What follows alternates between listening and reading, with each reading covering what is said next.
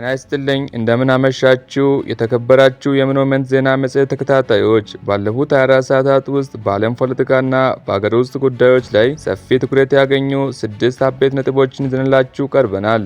በዛሬው ጥንቅራችን በደቡብ ሊባኖስ የጦርነት ሁሉ እናት የተባለው የቪንቲጅብል ፍልሚያ እና የእስራኤል ጦር ዓላማውን ለመቀየር መገደዱን እንመለከታለን። ቀጥለን ኢራን በባህረ ሰላጤው ሀገራት የነዳጅና የውሃ ማጣሪያ ተቋማት ላይ የሰነዘረችውን ድንገተኛ ጥቃትና ያስከተለውን ከፍተኛ የኢኮኖሚ ስጋት የምንመለከተው ይሆናል።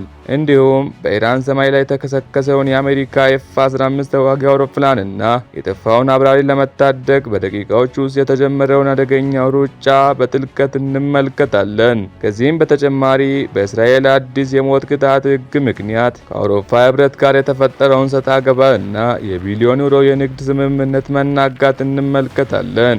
እንዲሁም ፕሬዝዳንት ትራምፕ የሆርሙዝ የባህር ወሽመጥ በቀላሉ ለመክፈት መዘጋጀታቸውንና የዓለም የነዳጅ ዋጋ መናር ያስከተለው ከፍተኛ ቀውስ በጥልቀት የምንመለከተው ይሆናል። በመጨረሻም የኢትዮጵያ የጸጥታና ደህንነት ተቋማት ወደ ዲጂታልና አርቲፊሻል ኢንተለጀንስ ቴክኖሎጂ ያደረጉት ሽግግር የፈጠረው አዲስ ቁመና በዝርዝር የምንዳስሰው ይሆናል።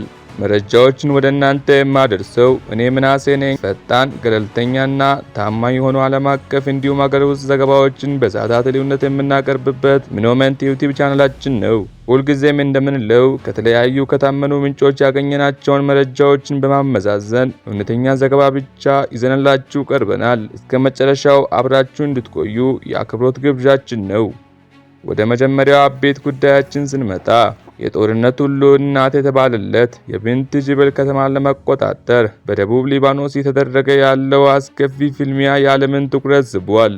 ባለፉት ቀናት በደቡብ ሊባኖስ ድንበር ላይ የእስራኤል ጦር ወደፊት ለመግፋት ያደረገው ሙከራ በከፍተኛ ተግዳሮት ውስጥ ይገኛል።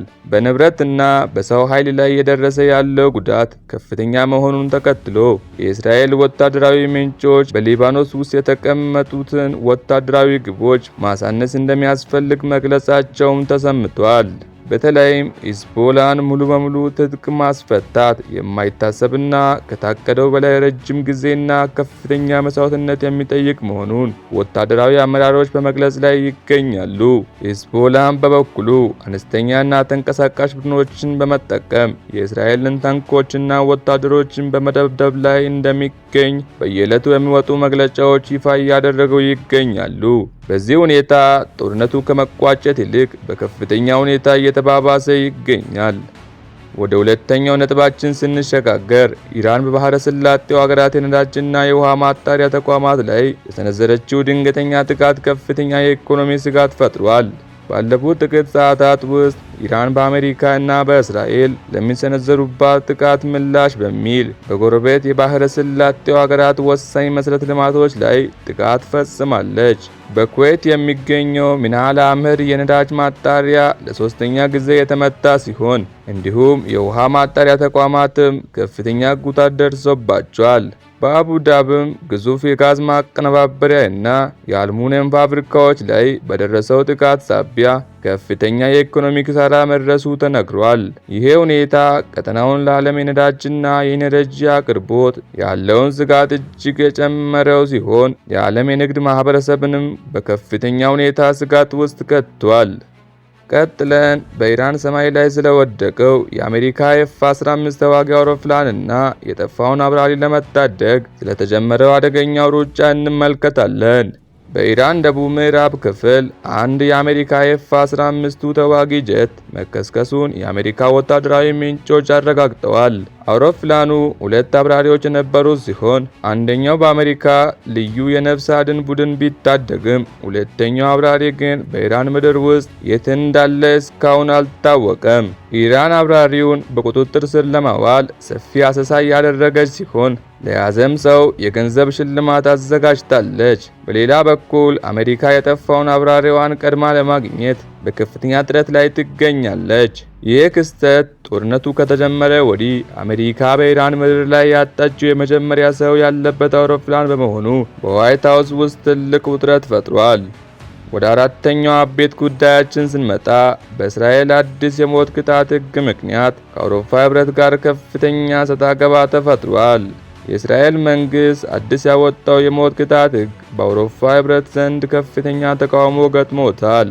የአውሮፓ ፓርላማ አባላት ሕጉ ሰብአዊ መብት የሚጥስና ዘረኝነት የተሞላበት ነው ሲሉ ተችተዋል። በዚህም ሳቢያ በአውሮፓ ህብረትና በእስራኤል መካከል ያለው የ68 ቢሊዮን ዩሮ የንግድ ስምምነት ለማገድ ጥያቄዎች ቀርበዋል።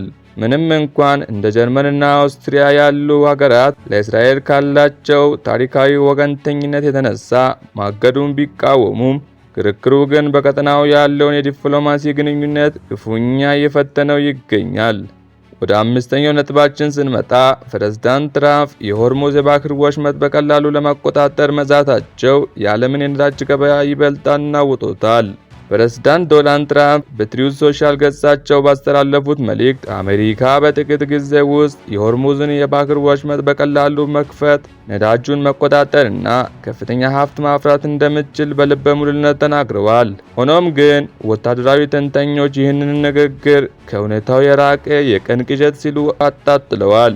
ኢራን በወሽመጡ አካባቢ ያሰማራቻቸው በርካታ ድሮኖችና የረጅም ርቀት ሚሳይሎች ለአሜሪካ ባህር ኃይል እጅግ አስጊ መሆናቸውን ባለሙያዎቹ ይጠቅሳሉ።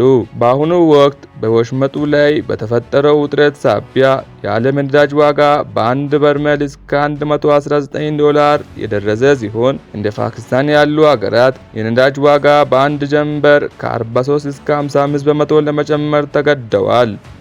ወደ መጨረሻውና ወደ ሀገራዊ ጉዳያችን ስንመጣ የኢትዮጵያ የጸጥታና ደህንነት ተቋማት ወደ ዲጂታልና አርቲፊሻል ኢንተለጀንስ ቴክኖሎጂ ያደረጉት ሽግግር ለሀገሪቱ ደህንነት ጥበቃ አዲስ ምዕራፍ ከፍቷል።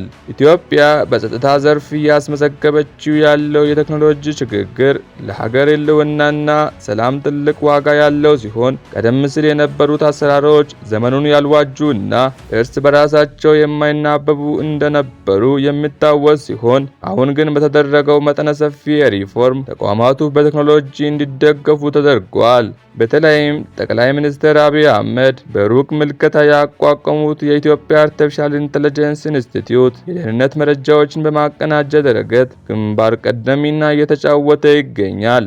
በተመሳሳይ የኢትዮጵያ አየር ኃይል በሰው ኃይልና በቴክኖሎጂ ራሱን እያሳደገ የሚገኝ ሲሆን አሁን ካለበት የአራተኛ ትውልድ ተዋጊ አቅም በ2030 ወደ አምስተኛ ትውልድ ለመሸጋገር ግልጽ እቅድ ይዞ እየሰራ ይገኛል። ፌደራል ፖሊስም ከአናሎግ አሰራር ወደ ዲጂታል በመሸጋገሩ ህብረተሰቡ በራሱ ስልክ የወንጀል መዝገቦችን መከታተልና መረጃዎችን ማቅረብ የሚችልበት ምቹ አሰራር እየፈጠረ ይገኛል።